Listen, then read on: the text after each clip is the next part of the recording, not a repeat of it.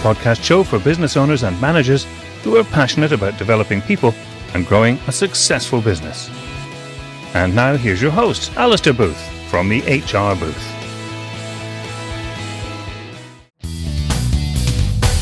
So, welcome to the latest edition of our podcast. I'm delighted today to be joined by Pauline Buchan from The Cottage.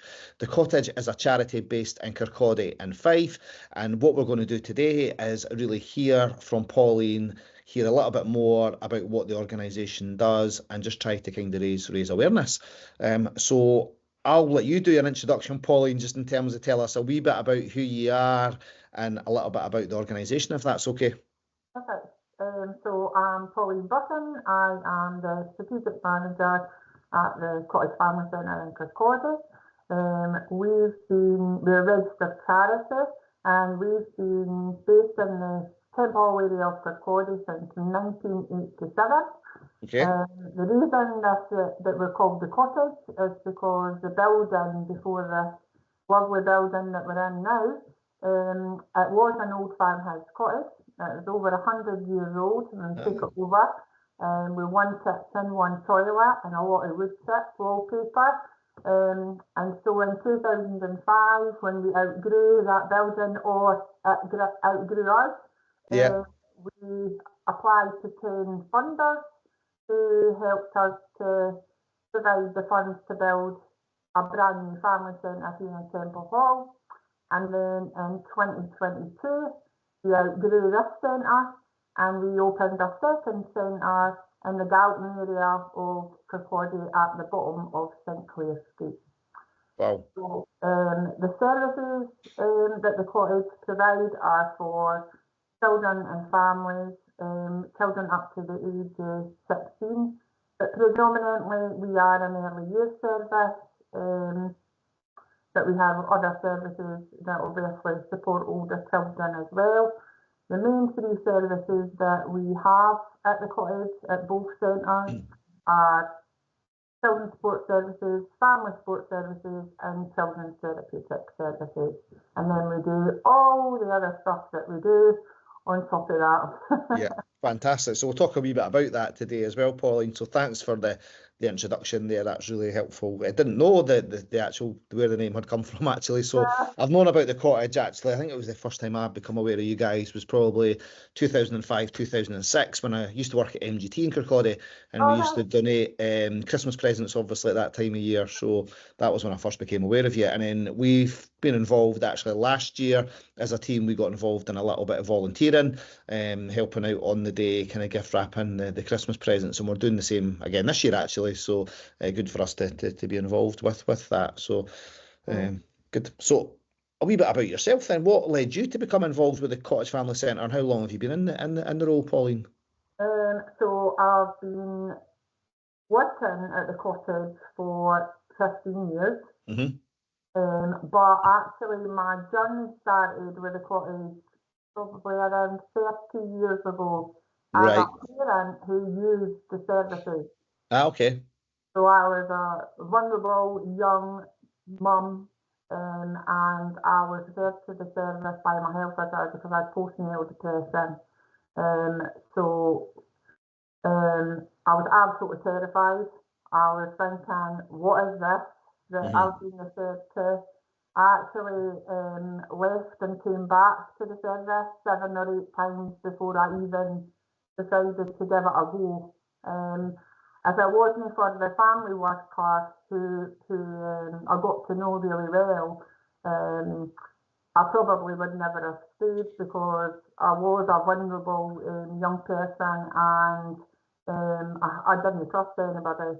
And so I automatically jumped to the conclusion as soon as it was suggested that I was to come here, that this was like social services, and that somebody was going to be watching me and watching how I was parenting and interacting with my kids, and that somebody was going to take my kids off me, and all these things that go through your head when you're young, and you've had negative experiences, services previously. So I thought, no, I'm not going there and I'm not staying there. But eventually when I did, it was honestly the best thing that I ever did.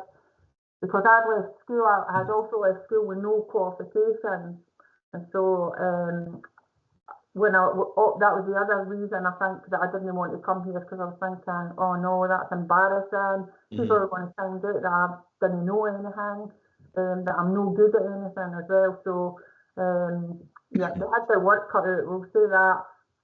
But that relationship grew. I met other parents who had been in similar circumstances and situations as I had.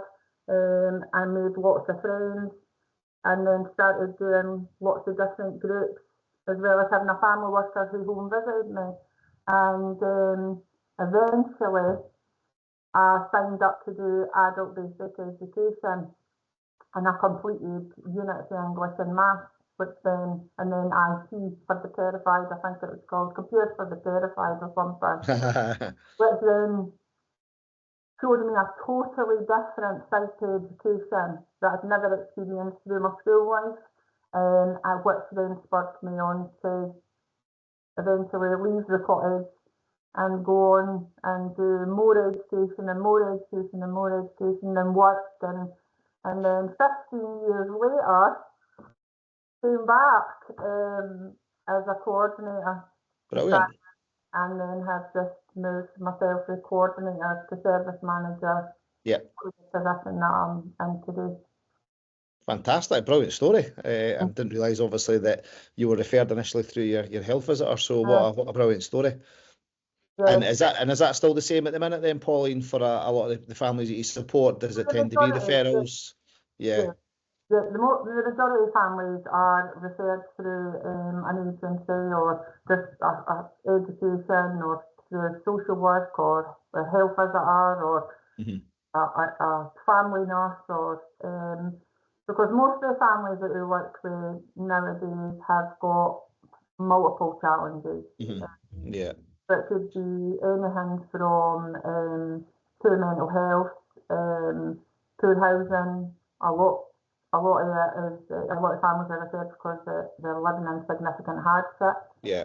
There's a lot of domestic abuse. There's a lot of trauma. There's a lot of physical health needs. There's a lot going on out there. Yeah. Yeah. So, and there's a lot. What's different, I think, from when I was young and referred here, is most of the parents that we work with nowadays, they don't have additional family support, so they're on their own, and they've not got anybody in the background to help them. Right. Okay. And that could be particularly difficult, because you can imagine if you've got nobody to turn to and you're completely on your own, that's no good for anybody. So. Yeah. That tends the reason why we need a lot of support. Yeah, okay. No, that makes sense. So how do you go about then identifying the most urgent needs within the families that you support then? You spoke there about some of the challenges, but how do you identify the most urgent needs? So we've got a fully qualified and skilled workforce here at the cottage, and they're a multi-skilled team, and they are able to make an assessment of what's best for each of the families by initially having discussions with the people who had referred them in the first place about what challenges they're facing, and then sitting down with parents themselves who are always, most of the families we work with actually know what the issues are. They just didn't know how to find solutions. Yeah, yeah. Because like what I said earlier, most of them didn't have anybody to fall back on or to ask or guide them, I suppose. And so we are that. And a lot of them have been left for a long time without real care and support, and so a lot of them didn't have a lot of confidence and self-esteem. So it takes me back to what I said to you earlier about when I was that young mum and walking over that door and not having anybody and thinking, oh my goodness, why am I going here? And so it's the same, but there's a lot more challenges nowadays for families than what there was even for when I was younger. Yeah, sure. And do you find that some of the team that work with you, Pauline, have they got similar stories around their kind of background, and that's how they've ended up working with yourself and the team. So that's one of the things that I deliberately look for. Yeah. When I'm recruiting is people who do not just have the qualifications. I want people to come and work here who have some life experience as well and who can actually relate, because I remember when I was actually giving birth to my daughter and then I had a second, my second daughter, my first child, the midwife that I hadn't had any children, and I felt like I knew the difference between that and then when I had my second child. So I want them to be able to relate, because there's nothing worse, I think, for a family than for a parent or a child sitting down with somebody who they can't relate to, because relationships are key to everything that we do, aren't they? Yeah, absolutely. So yeah.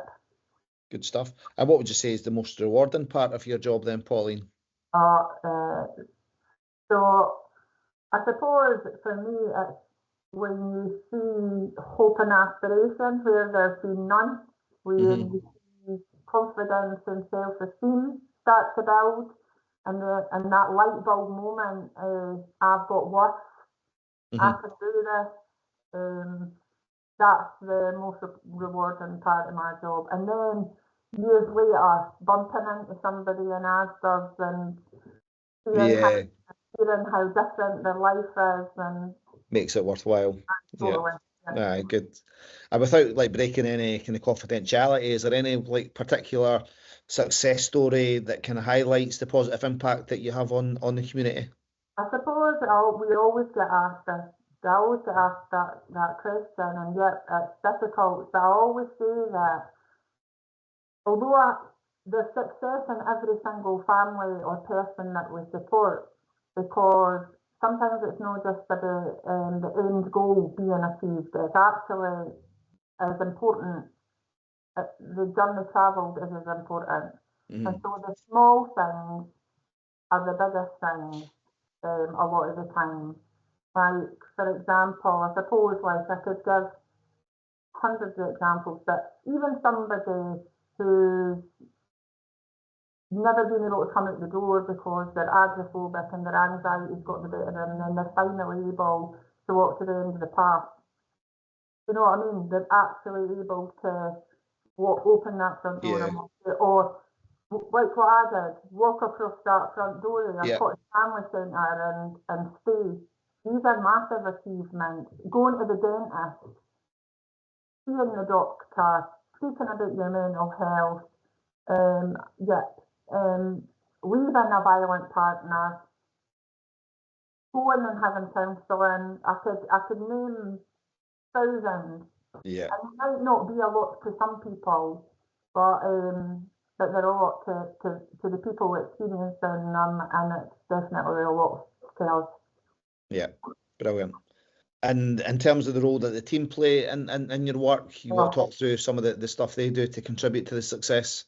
Yeah, so the team are everything, and I mean that, like, genuinely, this place would not be what it is if we didn't have the team that we've got, because as well as doing the jobs they're paid to do, they go above and beyond that every day in life, even when they're not supposed to be in their work. They're in their work, or they're thinking about their work, or they're doing something in relation to their work.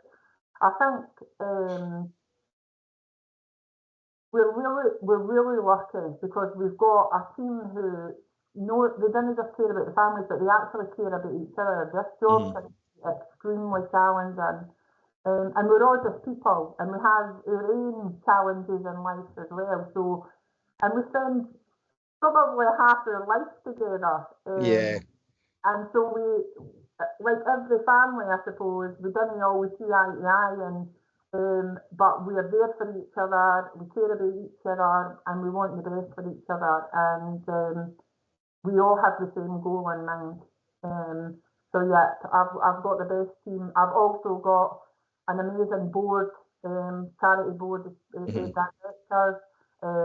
I've had the same chairperson, actually a wee break that she took for the last 15 years, and I've known her for the whole of my nearly the whole of my time at the cottage, because she was involved with the cottage before back when I was a parent. So these people are equally important, because they do everything they do for free, and they give up their time and to support us. And what more than could you ask for than that? Yeah, absolutely. Good stuff. And obviously we work very closely with the kind of business community. Do you have much engagement with kind of local businesses? So my theory, I suppose, on what's happening in the communities, and the fact we have so many issues and problems and so many families in need. I think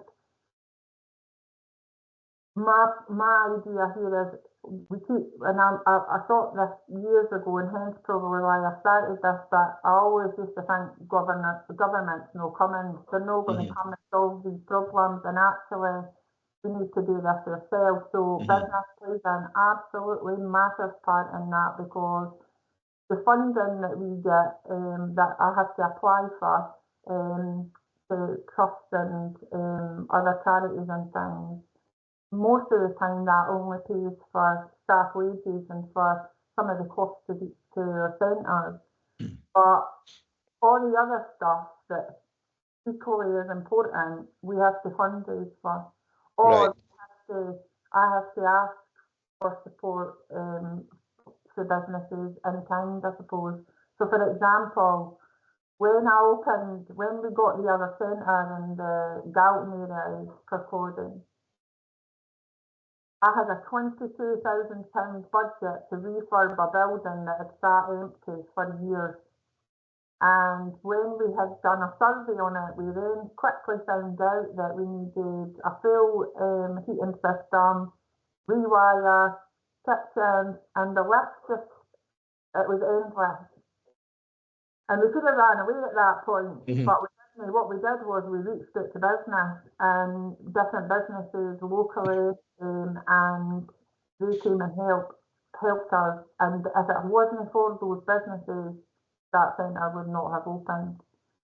The other side of that is businesses also help us with volunteering in the centres for Sundays and all the extra things that we do, and at Christmas time particularly. They also help us to raise awareness to what's happening in the community as well. But we wouldn't be able to do anything we do without business, the public that surround us. Like I go to other areas, and I've been up and down the country, and people say to me, I hear people saying, "Oh, there's no community in our area nowadays," blah blah. That's not. We have got an amazing community. Everybody comes together. They've totally taken ownership of this project, and the projects that we run. Half the time they probably think, where have they got that idea for? But they get behind us, and whenever a family's in need, they're there. That's brilliant. That's really encouraging to hear. And I suppose there's a lot of doom and gloom at the minute, but it's actually gives you a bit of kind of satisfaction as well there, that there is that kind of community spirit that still exists. So that's good. That's good to hear. Brilliant. Good. And what would you say your hopes and aspirations are then for the Cottage Family Centre in the coming years then, Pauline? Probably to still be able to be here, because things are changing all the time, and all you ever hear is about budgets cutting and problems getting bigger. But obviously, I hope that we'll still be able to be here to support families and the community at large. Yeah. But ultimately, I suppose what I really hope is that all these problems that people were facing are there. The poverty part, because poverty then causes all these other effects. Exactly. Yeah. And so I suppose my biggest hope for the future is that somewhere somebody has some common sense when they're thinking about budgets and people's standard of living, and that one day in the future we might no need Cottage Family Centres. Yeah. Yeah, that's the vision, and it'd be great if we could get to that. Yeah. Brilliant. Good stuff. Thanks for that. And final question from me, Pauline.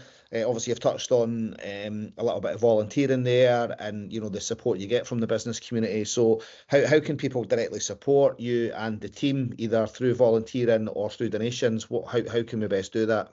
So we've got a lot of stuff on our social media. So if they would like to follow our social media, we pack that with whatever we're doing. Right. We try and Okay. give people with much advance notice as possible. There's loads of volunteering opportunities all year round. So if anybody wants to come along and help us, just reach out. And if they want to donate, again, that's on our social media, or phone us, or even better, pop into the centre. We love visitors. The staff on the front desk love when people pop in. Yeah. So, everybody's welcome. Brilliant. Okay, good. Well, what we'll do when we send out the episode, Pauline, we'll put links to your kind of website, social media kind of channels as well, so that hopefully allows people to get in contact. Great. Brilliant. Fantastic. Well, that's all my questions for today. I've enjoyed kind of speaking to you. It's been good to hear a little bit more about the great work that you guys do. I know this is a particularly kind of challenging time of year, and the work that you guys are putting in. So, really kind of appreciate everything that you kind of do for the local community, and we'll do what we can to kind of keep that message going for you. Thank you Thanks. so much. Great. Thanks, Pauline. Right.